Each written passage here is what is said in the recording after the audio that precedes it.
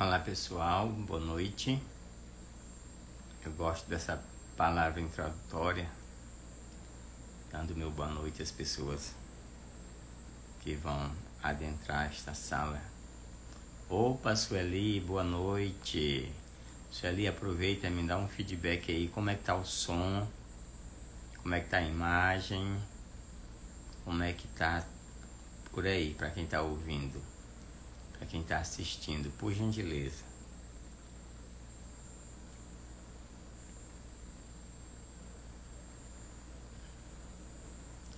Obrigado, Sueli, muito obrigado.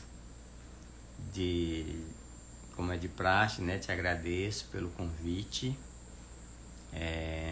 Agradeço a esta casa, a própria Dona Irecê Galas, por esta oportunidade, tá bom? Sempre que possível, estou aqui à disposição. É sempre um prazer estar por aqui, tá bom? E falando da doutrina espírita, melhor ainda. Vamos aguardar uns 2 minutinhos para as pessoas irem chegando. Amigos do nosso lar, seja bem-vindo. Muito boa noite. Muito obrigado por estar aí com a gente, torcendo para que fique até o final da nossa fala. Boa noite também para aqueles que vão assistir posteriormente. Eu penso que esse tema é um tema atualíssimo. Boa noite. Débora Rabelo, de Novo Hamburgo, Rio Grande do Sul. Uau! Muito obrigado.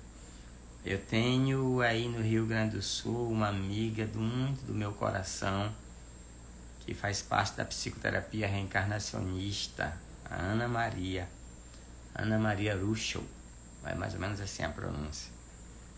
Participa do nosso grupo de estudo, que a gente faz quinzenalmente, aqui online mesmo. Muito bem, muito obrigado, tá? Por estar aí assistindo com a gente, Débora.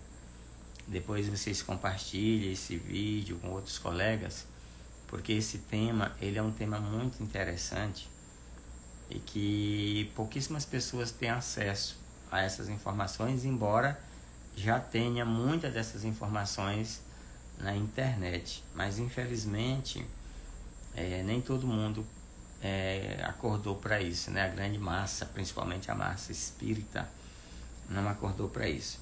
Então são 19h02. Eu vou começar com uma leitura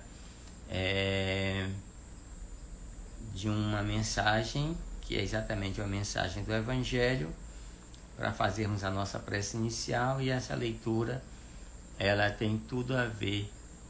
Estamos aqui para nos ajudarmos. Qual é o tema, irmão? Débora, nós vamos falar sobre o transtorno de ansiedade na visão da psicologia espírita. Muita gente já viu falar de ansiedade aí na visão do DSM-4, do DSM-5, mas nós vamos nos aprofundar um pouquinho só na visão da doutrina espírita, tá? Da psicologia espírita, para ser mais preciso. Então vamos à nossa mensagem inicial, que diz assim, muito importante mesmo, exatamente. Vamos lá. Não vos inquieteis pela vida, com o que comereis, nem pelo corpo, com o que vestireis. Pois a vida é mais que o alimento, e o corpo mais que a veste.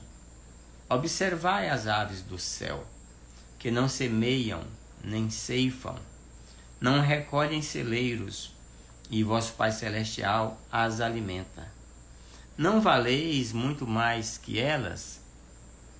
Observai os lírios como crescem, não labutam, nem fiam. Eu, porém, vos digo que nem Salomão, em toda a sua glória, vestiu-se como um deles. Se a erva do campo que hoje existe e amanhã é lançada ao forno, Deus assim veste, quanto mais a vós, homens de pouca fé. Buscai primeiramente o reino e a sua justiça, e todas estas coisas vos serão acrescentadas. Portanto, não vos inquieteis com o amanhã, pois o amanhã se inquietará consigo mesmo. Basta a cada dia o seu mal. Isso aqui está no Evangelho, né, o Novo Testamento, em Mateus capítulo 6, versículo 25 a 34. Então essa mensagem é uma mensagem introdutória para que nós façamos as nossas reflexões e comecemos a nossa fala com a prece inicial. Desde já agradecendo Rai, do Carmo, Adriana, Luísa, muito obrigado a todos vocês, tá? Então vamos fazer a nossa prece inicial, agradecendo a Deus, nosso Pai, Criador de todos os universos, a Jesus, nosso Mestre, nosso Guia, Irmão amorável de todas as horas, de todos os dias. Agradecemos a nossa Mãe Maria Santíssima, que com a sua misericórdia abraça-nos, todos nós, como filhos. Que na noite de hoje, Senhor Jesus, a nossa fala seja recheada do Teu amor, tocando os corações e as mentes de todos aqueles que irão nos assistir nesse instante, neste momento, mas também aqueles que nos assistirão depois, numa outra ocasião. Que nós possamos, Mestre amado Jesus, ser guiados pelos nossos mentores, pelos mentores desta casa que tão bem nos acolhe, o Centro Espírita, nosso lar, pelos mentores de todos os trabalhadores e frequentadores dessa casa e de todos os centros espíritas e qualquer outras instituições religiosas que se propõem a trabalhar em nome de Jesus, em nome de Deus e em nome de nossa Mãe Maria Santíssima. Guia-nos, Senhor, a fala, guia-nos os pensamentos, guia-nos os sentimentos durante toda a nossa conversa da noite de hoje. Que a paz seja conosco, hoje e sempre, assim seja. Muito bem, pessoal. João Batista, boa noite. Então vamos nós, tá? A nossa fala. Esse tema, transtorno de ansiedade na visão da psicologia espírita, ele surgiu baseado numa ideia de uns amigos nossos de Palmeirais que nos convidaram para falar sobre esse tema lá, naquela cidade que tanto nos acolhe também. Só que o tema ele é muito vasto e eu me propus assim. Eu convidei uma enfermeira, que é a Cida, que é presidente lá do nosso Centro Espírita, lá de Severiano. Convidei uma assistente social, que é a Mônica, que é a vice-presidente lá do Centro Espírita, lá de Severiano, e nossa companheira aqui. E eu fui fazer essa última parte do seminário. Cida, como enfermeira, tratou da parte mais orgânica. Mônica, assistente social, tratou das questões mais sociais, porque a gente sabe que nós somos seres biopsíquico, social e espiritual. Então a Cida cuida da parte biológica, a Mônica da parte social e eu da parte psíquica e espiritual desse tema. E assim nós fizemos esses dois seminários, um em Palmeirais e o outro agora recentemente em Floriano. E eu não vou me aprofundar muito nas questões sociais e nem vou me aprofundar na questão biológica por conta do tempo que não nos permite, tá? O seminário dura em torno de 3 horas e nós temos 45 minutos. Então eu vou me apegar mais às questões da psicologia espírita propriamente dita, ok? Então é o seguinte, a gente sabe, todos nós sabemos, quem não sabe vai saber agora, que quando uma pessoa procura fazer um curso de psicologia, quando a pessoa deseja ser psicólogo, ele não vai simplesmente aprender psicologia e aplicar no seu consultório baseado nas suas teorias pessoais. Normalmente ele vai pegar a teoria de alguns filósofos e a teoria de alguns teóricos, de alguns cientistas na área. Ou seja, nós estudamos, fazemos um curso, e nesse curso nós nos preparamos, temos todo o embasamento dentro da teoria e da filosofia da psicologia, com várias disciplinas que vêm tratando do tema. Então, assim, e quando um paciente procura um consultório do psicólogo para fazer a sua terapia, naturalmente ele leva uma história, ele leva um sofrimento, ele leva ali os seus conteúdos interiores. E quando esse psicólogo vai atender esse paciente, ele vai olhar para esse paciente de acordo com os filósofos e os cientistas da abordagem que ele escolheu no finalzinho já do curso para se direcionar no processo das terapias com as quais ele vai trabalhar. Então a gente sabe que quando você concluir um curso de psicologia, e antes de concluir, o aluno vai escolher uma das 3 abordagens mais conhecidas, que a gente vai chamar de forças da psicologia.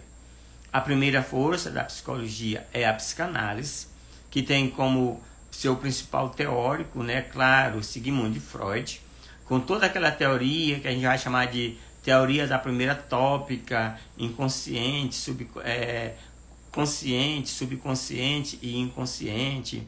Quando ele vai falar da segunda tópica, id, ego e superego, pulsão de vida e de morte, vai falar dos mecanismos de defesa do ego, vai falar do desenvolvimento psicossexual do indivíduo, da criança, fase oral, fase anal, fase fálica, fase de latência e etc.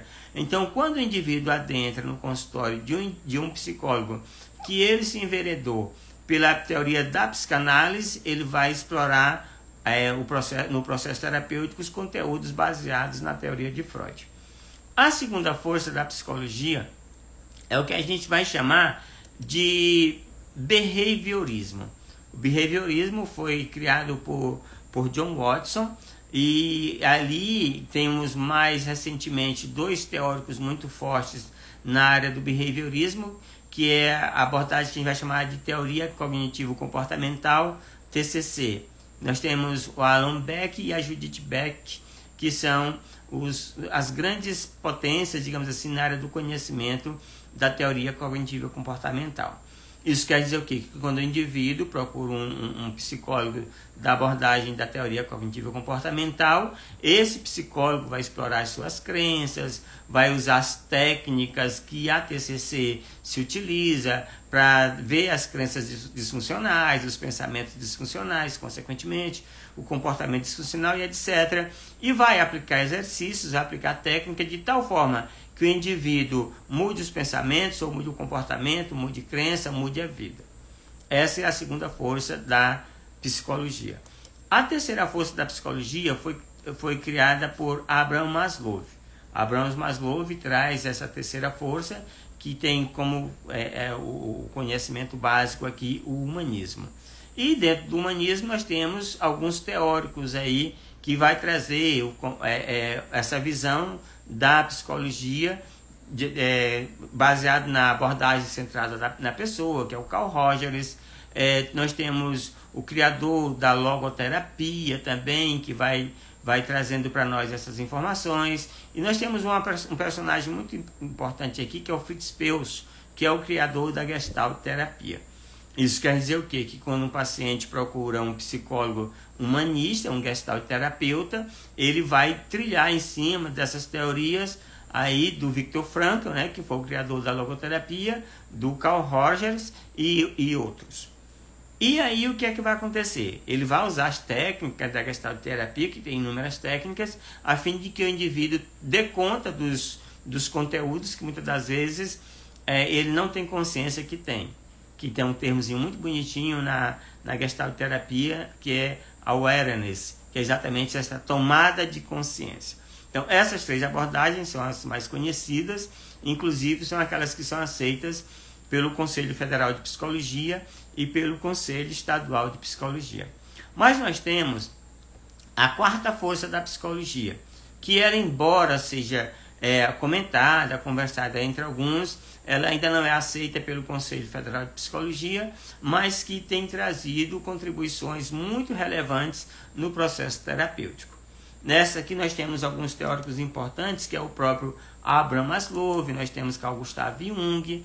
Carl Gustav Jung, a gente sabe que ele foi um grande discípulo de Freud, e que depois se desentenderam, eram amigos pessoais, porque Jung não concordava com algumas teorias de Freud, principalmente aquelas relacionadas à sexualidade, e Jung começa a seguir um outro caminho e vai criar aquilo que a gente chama de psicanálise analítica. E aí ele traz também todo um contexto teórico, os arquétipos, conteúdos chamados sombras, e por aí vai, inconsciente individual, inconsciente coletivo, entre outros conteúdos. Além do Maslow, além do Carl Gustav Jung, nós temos outros teóricos, como o Ken Wilber, o Stanislav Grof. O Stanislav Grof ele é muito conhecido pela utilização do ácido lisérgico, que é o famoso LSD, em suas pesquisas. E nessas pesquisas, o que acontecia? Alguns pacientes consumiam, claro que de forma controlada, o ácido lisérgico, e eles começavam a ter aparentes alucinações. E ao ter essas alucinações, eles descreviam visões, experiências, outras, e que depois o Stanislav Grof iria pesquisar e terminou descobrindo que, na verdade, os seus pacientes não estavam tendo alucinações. Na verdade, eles estavam tendo lembranças de vidas passadas, recordações de encarnações passadas. Então, Stanislav Grof é muito conhecido nessas suas pesquisas. Então, além do Ken Wilber e do Stanislav Grof, nós temos outra pessoa muito conhecida, que é Elisabeth Kübler-Ross. Elisabeth Kübler-Ross é muito conhecida também entre os médicos que trabalham com pacientes que já estão em estado terminal, que ela vai falar daquelas fases do indivíduo que está prestes a morrer, a desencarnar, como o primeiro momento que ele não aceita, depois vem uma revolta, vem uma barganha, até que ele termina aceitando. Então, a Elisabeth Kübler-Ross, ela tem assim, uma contribuição muito interessante na área da psicologia transpessoal. Além dela, nós temos o Raymond Moody Jr., ele também é muito conhecido, tem livros interessantes em que ele vai tratando dessas visões, dessas questões espirituais. Então nós temos ainda o Charles Tarsch e Daniel Goleman, que também foram pessoas que contribuíram na área da psicologia transpessoal. Aqui no Brasil, a terapeuta psicóloga transpessoal mais conhecida é a Vera Saldanha e o Pierre Vaio também, são duas pessoas muito conhecidas na área da psicologia transpessoal. Aí vem a seguinte pergunta: e a psicologia espírita, no que consiste? Porque quando a pessoa procura um psicólogo transpessoal, naturalmente esse psicólogo ele está vendo o indivíduo além do que as psicologias tradicionais viam. Naturalmente vai ver que um possível transtorno mental que esse indivíduo tenha pode estar relacionado a um fenômeno, um trauma ocorrido na gravidez, a um trauma ocorrido no momento do nascimento, a um trauma ocorrido na primeira infância, naquelas fases do desenvolvimento psicossexual que o Freud fala, mas ela vê mais além, ela olha um pouquinho mais além. Ela vai dizer para a gente que além desses traumas ocorridos nessa atual existência, ali tem algo mais, tem um conteúdo mais que está relacionado a existências passadas. Então a psicologia transpessoal fala disso, mas a psicologia espírita, ela dá um saltinho mais interessante, por quê? Porque ela vem pautada na teoria de Joana de Ângeles. É por isso, quem quiser ter acesso depois dessas informações, vocês podem entrar no YouTube e lá vocês vão ver o pessoal da MERG, que é a Associação Médica do Rio Grande do Sul, liderada especialmente pelo Joelson, mas nós temos o Alexandre, temos a Michele, temos o Marlon Requidal, que é lá de Curitiba, temos a Isis Sinotti e o Cláudio Sinotti, que são aqui da Mansão do Caminho, em Salvador. Então esses psicólogos, eles fazem parte da Associação Médico Espírita, da AME Brasil, e eles têm trazido obras relevantes, por exemplo, aquele livro Contribuições de Joana de Ângeles para a Análise dos Transtornos Mentais. Esse livro ele é um livro bem volumoso, que nós estudamos aqui na AME Piauí, é uma instituição da qual eu faço parte do Departamento de Saúde Mental da AME Piauí, E nós temos como roteiro no nosso estudo de sábado, a partir das 18h30, a literatura de Joana de Ângeles. Concluímos o livro Contribuições de Joana de Ângeles para a Análise dos Transtornos Mentais, e agora nós estamos estudando outro livro que também foi organizado pelo pessoal da AME, que é o livro Espelhos da Alma, que aí tem contribuição de novo do Gelson, tem contribuições da Isis Sinotti, entre outros, e naturalmente da própria veneranda Joana de Ângeles. Então, a psicologia espírita é a psicologia de Joana de Ângeles pautada no Pentateuco kardeciano. Ou seja, nós temos aqueles 16 livros, posso citar alguns para vocês: O Homem Integral, Em Busca da Verdade, Amor, Imbatível Amor, Conflitos Existenciais, Desperte e Seja Feliz, O Ser Consciente e tantos outros. Então, quem quiser aprofundar nos estudos de Joana de Ângeles, pode começar por aqui. Agora, existe no meio espírita um tabu que se diz que a literatura de Joana de Ângeles é muito difícil, que Joana de Ângeles escreve muito complicado. É bem verdade que o linguajar de Joana de Ângeles não é muito acessível para pessoas que não têm o hábito de ler esse tipo de conteúdo, esse tipo de leitura. Exatamente por quê? Porque ela usa alguns termos muito técnicos, termos de um português num nível muito acima do normal, mas também a complexidade na leitura de Joana de Ângeles consiste no fato de que ela mexe muito com os nossos conteúdos internos. Ou seja, Joana de Ângeles, ela faz com que nós olhemos para dentro, e quando nós olhamos para dentro, a gente começa a se deparar com aquilo que Carl Gustav Jung chamou de sombra, que seria o conteúdo nosso, que muitos de nós não temos consciência de que os temos. Essa sombra não necessariamente seria uma coisa negativa, porque existe também uma sombra positiva, mas tem muitos conteúdos nossos ali, como o ciúme, a inveja, a maledicência, a raiva e muitos outros sentimentos que são recriminados pela sociedade e nós não admitimos tê-los, e por conta disso eles passam a fazer parte da nossa sombra, e mesmo que a gente não tenha conhecimento de que temos tais emoções, de que cultivamos tais emoções, não quer dizer que elas não estejam influenciando na nossa vida. Então, assim é a psicologia de Joana de Ângeles. Quando a gente começa a estudar um transtorno de ansiedade, que é o tema que a gente vai focar rapidamente em cima disso, não quer dizer que a gente não considere a visão do DSM-5, que é a instituição da Organização Mundial de Saúde, da Associação de Psiquiatria Americana, a APA, ou então do CID-10, que é da Organização Mundial de Saúde.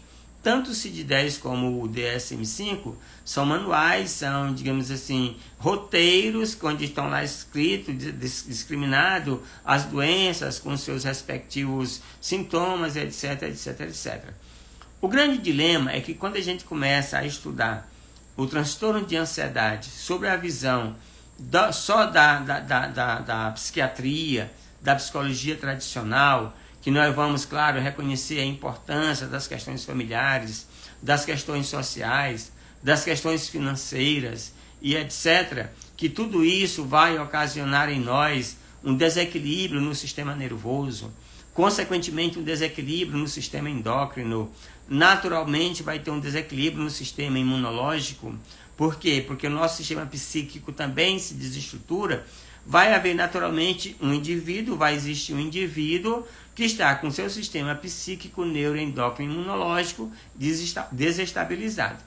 Se esse indivíduo tem um sistema psíquico, neuroendócrino, imunológico desestruturado pelo transtorno de ansiedade, que naturalmente vai fazer com que a gente adoeça com mais facilidade, porque o sistema imunológico está frágil, tenha todos os hormônios desarmonizados, porque o sistema endócrino não está funcionando bem, naturalmente o sistema nervoso vai estar desequilibrado, não dorme bem, não come bem, não pensa direito, não se concentra, consequentemente não aprende, passa a ter uma série de transtornos como o transtorno obsessivo compulsivo, que é o famoso TOC, o transtorno de pânico, pode vir a ter uma depressão e consequentemente o autoextermínio.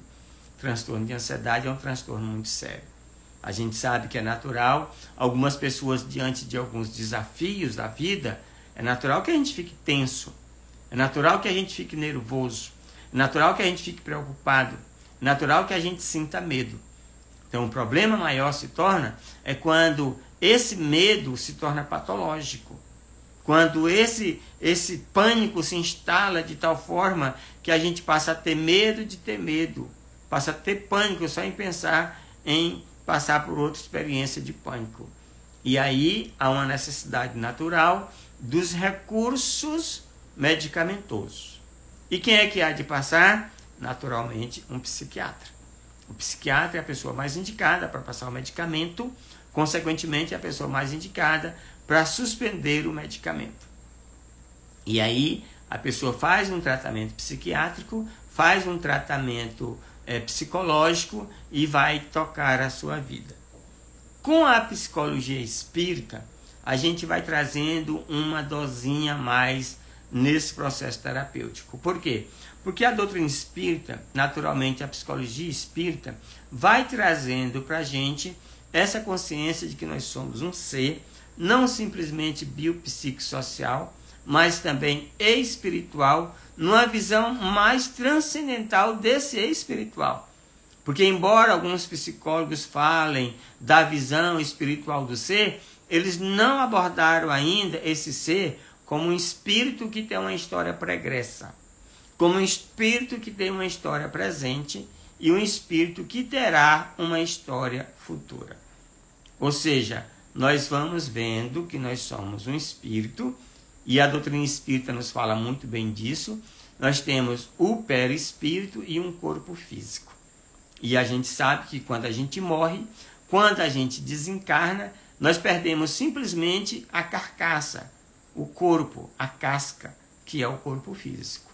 Mas o perispírito, ele sobrevive à morte ali anexado ao espírito. E naturalmente vai acompanhando esse espírito no decorrer das múltiplas e múltiplas existências que ainda hão de vir, assim como já acompanhou nas múltiplas existências que se passaram. E assim, quando a gente adentra um consultório de um psicólogo ou de um psiquiatra que vê o indivíduo como uma alma mesmo, espírito encarnado, a visão do tratamento muda. Naturalmente, esse profissional vai estar focado ali em um espírito, em uma alma. Aí o termo psicologia assume o seu verdadeiro sentido. Como assim o termo psicologia assume o seu verdadeiro sentido? Porque a gente sabe que psicologia, no sentido da palavra, psi é mente, é alma, é inteligência.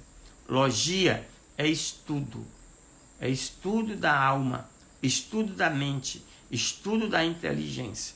Só que quando você adentra uma faculdade para fazer um curso de psicologia, os teóricos dessa psicologia mais organicista, tiraram o estudo da mente, estudo da alma e botaram o estudo do comportamento humano, que já não é mais a mesma coisa. Então, quando a gente começa a observar a nossa história, nós precisamos nos ver. E o psicólogo que tiver a visão espiritual do ser vai também ver esse paciente como ser que tem história milenar. E eu, muito curioso que sou, fiquei assim imaginando comigo quantas encarnações a gente não deve ter tido aqui no planeta Terra. E aí eu fui vasculhando aí, fui procurando sobre a evolução do ser humano e fui encontrar na internet o primeiro fóssil, o primeiro crânio que foi encontrado aqui no planeta Terra. E aí esse crânio data de aproximadamente 7 milhões de anos. 7 milhões de anos é a idade do primeiro crânio encontrado aqui no planeta Terra. Isso quer dizer que o primeiro terrícola, segundo esse crânio, segundo os pesquisadores, surgiu no planeta Terra há aproximadamente 7 milhões de anos. O nome dele, vou arriscar ler aqui, é o Sahelanthropus tadensis. Vou repetir, Sahelanthropus tadensis. Depois vocês podem dar uma olhadinha e vocês vão encontrar este serzinho aí no Google. Pode dar uma olhadinha que vocês encontram esse ser. Ora, eu estou falando de um ser que surgiu há aproximadamente 7 milhões de anos aqui na Terra. Naturalmente, eu não estou me referindo àqueles seres que vieram de outro planeta. A gente sabe que no planeta Terra, segundo alguns estudos evidenciam isso, que os seres terrícolas propriamente dito surgiram mais precisamente na África e na China. Os arianos, os egípcios, os hindus e os arianos, egípcios, hindus e os hebreus, eles vieram de outro sistema. No caso, o sistema mais conhecido, o planeta mais conhecido, é o sistema de Capela, muito conhecido no meio espírita. Então, segundo alguns espíritos, o próprio Emmanuel nos fala que houve um momento em que nesse sistema o planeta estava num estado muito semelhante ao planeta Terra e muitos espíritos que lá se encontravam estavam obstando o progresso desse planeta. E Jesus, por misericórdia divina, consegue trazer muitos desses espíritos à Terra, que na nossa literatura é conhecido como os degradados de Capela. Então, eu nem estou me referindo aos capelinos, não estou me referindo a seres que vieram de outras dimensões, mas mais precisamente aquele primeiro ser que surgiu na Terra há 7 milhões de anos. Então, os anos foram se passando e esses seres aqui na Terra foram evoluindo.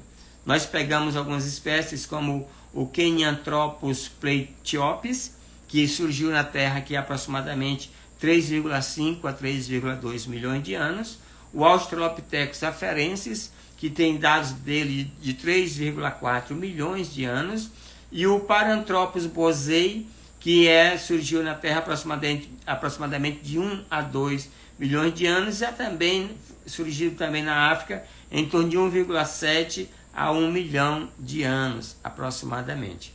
Nós temos o Homo habilis, que surgiu mais ou menos há 2,2 milhões de anos, até aproximadamente 780 mil anos. Nós temos o Homo ergaster, que nós temos o registro dele de aproximadamente 1,8 milhões de anos. E o Homo erectus, que surgiu de aproximadamente 1,8 milhões de anos até 100 mil, 200 mil anos aproximadamente. E o Homo de heidelbergensis, o homem heidelbergensis, que surgiu aproximadamente 500 mil anos, ou então até cerca de 250 mil anos aproximadamente. E vindo de lá para cá, nós temos o homem de Neandertal, que surgiu na Terra aproximadamente 400 mil anos e viveu mais ou menos aqui entre nós aproximadamente 28 mil anos. Então, finalmente, nós trazemos mais um, que é o Homo sapiens, que surgiu na Terra mais ou menos nesse período aí, como nós estamos falando, que está aqui até hoje, e mais precisamente o Homo sapiens sapiens. Onde é que nós estamos querendo chegar? Que esse primeiro serzinho que surgiu há aproximadamente 7 milhões de anos, ele foi nascendo, foi morrendo, foi nascendo, foi morrendo, desencarnando, reencarnando, e foi evoluindo, até chegar onde ele chegou. Ou seja, aí eu fui fazer um cálculo e botei mais ou menos assim. Se o indivíduo surgiu há aproximadamente 7 milhões de anos, e se nós vivemos em média na época, é bem verdade, que agora aumentou mais o tempo, mas na época mais ou menos 30 anos de vida, mais ou menos, eu peguei 7 milhões de anos, dividi por 30 anos e encontrei nada mais, nada menos do que 233.333 encarnações. Ou seja, durante 233.333 encarnações, nós morremos muitas vezes. Nós nascemos muitas vezes. Nós matamos, nós roubamos. Nós traímos, nós fomos traídos. Nós fomos roubados, nós fomos mortos. Nós participamos de guerra como soldados. Participamos de guerras como vítimas, como civis. Destruímos casas. Tivemos as nossas casas construídas. Morremos vítimas de terremotos, vítimas de maremotos. Morremos vítimas de afogamento. Morremos vítimas de quedas. Morremos vítimas de desabamentos. Nós tivemos mortes as mais variadas possíveis. Cometemos crimes, cometemos delitos, mas também fizemos coisas consideradas certas, virtuosas. Isso quer dizer o quê? Que nós, no decorrer de 233.333 encarnações, registramos essas experiências no nosso perispírito. E essas experiências registradas no nosso perispírito estão determinando o nosso comportamento hoje. Estão determinando os nossos sentimentos hoje. Estão determinando os nossos pensamentos hoje. Estão determinando o nosso sistema de crença nos dias de hoje. Então, muitas das vezes nós vemos um indivíduo que tem alguns comportamentos estranhos, desde criança, muitas das vezes, e a gente não sabe como é, por que ele tem aquele comportamento. E a gente não entende que aquele comportamento está relacionado a uma história passada. Imagine uma pessoa que sofreu horrores em existência passada, está com esse trauma fixado na mente. Naturalmente, ele vai ter algum comportamento relacionado a esse trauma sofrido. A mesma coisa acontece quando ele causa algum trauma em alguém e ele fica fixado no trauma que ele causou. Ou seja, trauma causado ou trauma sofrido fixa no perispírito e se manifesta cedo ou tarde como um sintoma. Baseado nisso, nós fomos pesquisar, levando em consideração alguns teóricos e alguns estudiosos e alguns cientistas que trabalharam com regressão a vidas passadas. Aqui no Brasil, nós temos muito conhecido a família Pérez, o Ney Pietro Pérez, né? O Júlio Pérez, esqueci o nome da mãe deles, mas quem bota a família Pérez aí no Google, pessoal, e vocês vão encontrar. Maria Júlia Pietro Pérez. A Maria Júlia Pietro Pérez foi que trouxe as terapias de regressão a vidas passadas aqui para o Brasil. Nós temos o Hans Tendan como um grande conhecido. Aí, aqui no Brasil, nós temos o Mauro Cuítico como uma pessoa muito conhecida. Nós temos a Vera Saldanha, que trabalha também com isso. Então, nós temos vários terapeutas que trabalham com regressão de vidas passadas.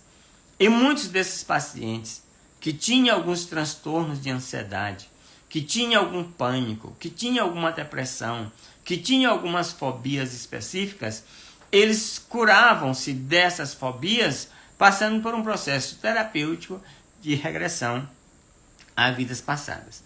E aí eu pesquisei alguns, baseado nisso, eu trouxe alguns exemplos de transtorno mental que evidencia exatamente um transtorno de ansiedade relacionado a um trauma sofrido ou a um trauma causado em existências passadas. Por exemplo, o transtorno de ansiedade de separação. É muito comum a gente ver, principalmente em crianças, que quando a mãe se ausenta, ela entra em desespero. Quando o pai vai sair de casa, ele entra em desespero. E muitas das vezes é um ente querido, o namorado, a namorada, o irmão, alguém da família, que quando se ausenta, a pessoa entra em desespero. E é muito comum. Pessoas que têm um transtorno de ansiedade de separação foram pessoas que foram separadas dos pais em encarnações passadas, ou se perderam dos pais em existências passadas. Alguns exemplos. Nós sabemos que houve aqui para o Brasil muito tráfico de negros, assim como para os Estados Unidos, por exemplo, e outros países. E a gente sabe que os traficantes de escravos, eles adentravam a África, capturavam os escravos, botavam esses escravos em navios e traziam para o Brasil ou levavam para os Estados Unidos ou outras regiões do planeta. Naturalmente, esses escravos tinham família. Eles tinham pais, eles tinham filhos, eles tinham esposas, elas tinham maridos, e muitos foram trazidos para cá e separados dos seus familiares. E mesmo aqueles que chegaram aqui no planeta, no Brasil, mesmo esses que chegaram aqui no Brasil, eles foram separados dos seus familiares. Era muito comum, um fazendeiro tinha ali um casal, às vezes o casal tinha filho. O que é que acontecia com o filho do casal? O filho era dado para outro fazendeiro em outra terra distante. Então muitos desses escravos trouxeram consigo esse trauma da separação. Às vezes nessas questões de guerras que os familiares são obrigados a se refugiarem, quantos não se perdem dos filhos? Na Segunda Guerra Mundial se ouviu falar muito de familiares que foram separados dos filhos. Muitos foram para os campos de concentração, muitos foram levados para outros países. Muitas enfermeiras recolhiam crianças quando elas podiam salvar. Elas salvavam crianças e separavam naturalmente essas crianças dos pais. Então ficou fixado muito no inconsciente delas essa ansiedade da separação. Então, coisa que a psicologia tradicional não enxerga, não vê, porque ela não consegue visualizar essas múltiplas existências que nós temos. Outro exemplo muito clássico também, que chama a atenção, é o mutismo seletivo, que eu posso até adicionar também para esse exemplo que eu vou citar, também a gagueira. Existem algumas pessoas que conversam muito bem, então entre elas ali, elas desenrolam um papo muito agradável, muito bom mesmo, sem problema nenhum.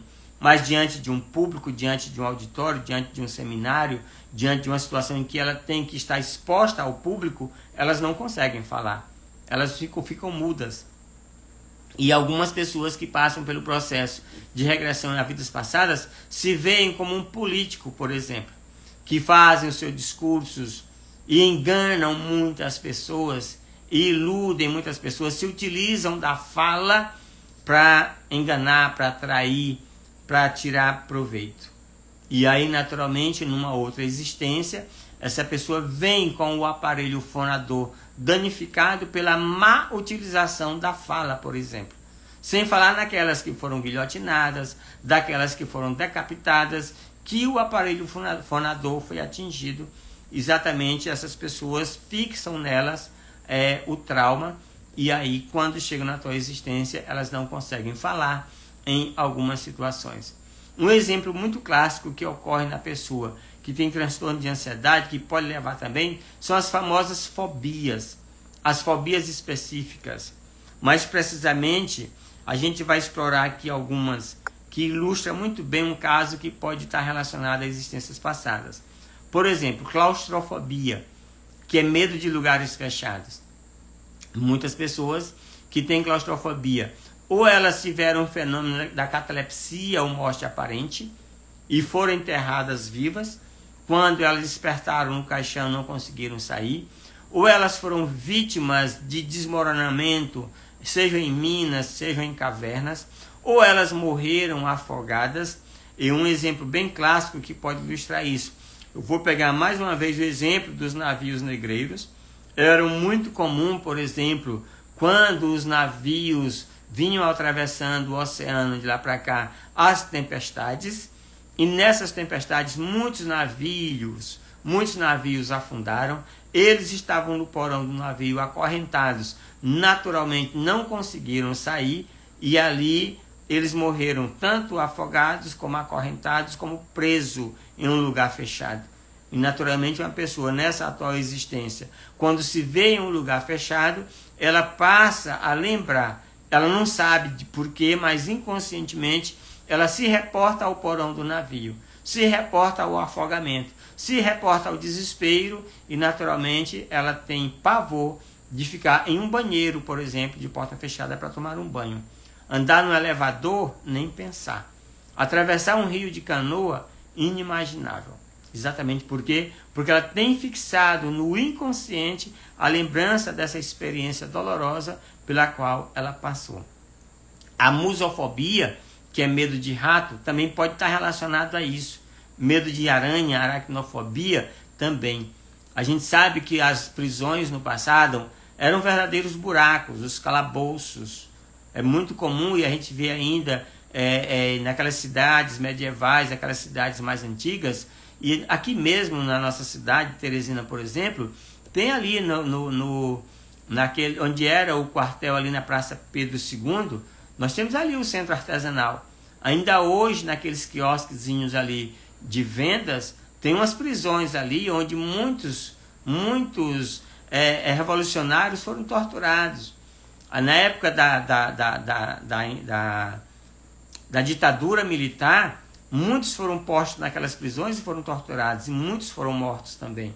E algumas pessoas que são sensitivas, né, que têm a mediunidade de psicometria, por exemplo, quando elas adentram aquele ambiente, elas passam mal. Então imagine uma pessoa que foi torturada num ambiente daqueles. Quando elas se veem diante de uma situação semelhante, naturalmente o transtorno aflora e elas entram em desespero. E assim vai surgindo. Nos calabouços, por exemplo, tinham ratos, tinham baratas. Era comum os presos morrerem ali dentro. E era comum eles não conseguirem dormir, porque quando iam adormecendo, o rato estava ali a corroer-lhes as extremidades. Naturalmente, essas pessoas vão ter fobias específicas, no caso, relacionadas a insetos, a ratos, a cobras, a aranhas e etc. E assim são muitas e muitas outras fobias. E assim são muitas e outras experiências traumáticas que o indivíduo sofreu ou que o indivíduo causou em encarnações passadas, que pode estar desencadeando nele um transtorno de ansiedade. Porque a gente sabe que, por exemplo, uma pessoa que no passado perseguiu, hoje ele tem medo de ser perseguido. Ou uma pessoa que foi perseguida em encarnações passadas, hoje ela também carrega no inconsciente esse medo. Casos, por exemplo, de pessoas que têm transtorno de personalidade paranoica, ou pessoas que têm essas paranoias, têm esses medos sem sentido de ser perseguida, de ser morta, casos bem categóricos também, vistos através da terapia de regressão a vidas passadas, que eram também revolucionários, que foram presos pela ditadura, que foram torturadas, que foram mortas, e hoje elas desencadeiam em si o medo de sair de casa, que não sabe de onde vem. O medo de ser preso, o medo de ser morto, o medo de ser torturado, que não sabe de onde vem. Então, como é que se explica isso? Somente através de uma visão, de uma psicologia mais ampliada, que é a psicologia espírita, que a gente consegue entender.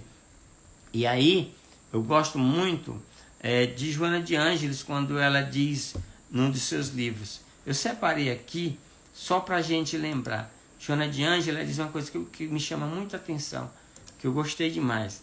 Ela diz assim, ó, dá licença que eu vou ler para vocês. Ela diz assim, ó, uma nova psicologia profunda pretende desvendar as incógnitas das várias patologias que afetam o comportamento psicológico do homem, utilizando-se de uma nova linguagem e desenvolvendo os recursos da sua evolução ainda não cogitados. Essa frase está no livro O Homem Integral, quando Joana de Ângeles fala de uma nova psicologia, que há de olhar o homem com um outro olhar, Então, quando a gente fala de transtorno de ansiedade na visão da psicologia espírita, a gente pode também estender para um transtorno de personalidade múltipla, um transtorno de personalidade histriônica, um transtorno de personalidade borderline, uma esquizofrenia e muitos outros transtornos mentais que, à luz da psiquiatria tradicional, à luz da psicologia tradicional, não tem resposta, não tem explicação. É por isso que é importante que nós comecemos a nos ver de uma forma mais transcendental, numa forma transpessoal. E é essa a proposta que a doutrina espírita nos traz, e que a psicologia espírita nos traz. E aí, qual seria a grande terapêutica? Além do psiquiatra, além do psicólogo, naturalmente a terapêutica que a doutrina espírita nos oferece. As reuniões doutrinárias, os passes, a água fluidificada, o culto do evangelho no lar. Isso que é muito importante que nós entendamos. E aí, A gente fecha a nossa fala com a mensagem inicial, quando diz: não vos inquieteis pela vida, com o que comereis, nem pelo corpo com o que vestireis. Pois a vida é mais que o alimento e o corpo mais que a veste. Observai as aves do céu, que não semeiam nem ceifam, não recolhem em celeiros, e vosso Pai Celestial as alimenta. Não valeis mais que elas? Observai os lírios como crescem, não labutam nem fiam. Eu, porém, vos digo que nem Salomão, em toda a sua glória, vestiu-se como um deles. Se a erva do campo, que hoje existe e amanhã é lançada ao forno, Deus assim veste, quanto mais vós, homens de pouca fé. Buscai primeiramente o reino e a sua justiça, e todas estas coisas vos serão acrescentadas. Portanto, não vos inquieteis com o amanhã, pois o amanhã se inquietará consigo mesmo. Basta a cada dia o seu mal. Que nós pensemos nisso, que nós façamos as nossas reflexões e procuremos vivenciar esse ensinamento, que é a grande terapêutica para o transtorno de ansiedade. Que Jesus nos abençoe, que Jesus nos ilumine. Agradeço a vocês que estiveram conosco, Neide, Mônica, que acabou de entrar, Silvio, vocês que estão aqui, Fran, tá? Muito obrigado, vocês, Terezinha, Priscila Feijó, minha querida do coração, Lia, opa, muito bem, muito bom ter vocês aqui, tá, pessoal? Então, um grande abraço, desculpe se eu não disser o nome de todos, está aqui, tá? Mas a gente agradece, Anne e todos vocês aqui presentes, tá? Um grande abraço. Então, façamos a nossa prece de gratidão. Senhor Jesus, nós queremos vos agradecer por este momento, por esta oportunidade. Que nós consigamos, Senhor, compreender que somente através da reparação, do auto-perdão, da benevolência, da indulgência, é que nós conseguiremos nos libertar da culpa, da mágoa, do ressentimento, desses sentimentos mesquinhos, Senhor, que nos prende ainda a um ego adoentado, a um ego desestruturado. Abençoa, Senhor, a cada um de nós. Abençoa a nossa família, abençoa a nossa casa espírita. Abençoa, Senhor, os dirigentes do Centro Espírita Nosso Lar, representando todos os centros espíritas de Teresina, do Piauí, do Brasil e do mundo. Que a vossa paz e a vossa luz seja sempre conosco. Assim seja, graças a Deus. Muito obrigado. Ok, pessoal, muito obrigado. Kardec Kesson, muito obrigado, tá? Robson. E até a próxima oportunidade. Compartilhe essa palestra com os colegas de vocês, tá? Para que mais pessoas tomem conhecimento dessas informações, tá? Um grande abraço e até mais. Até a próxima.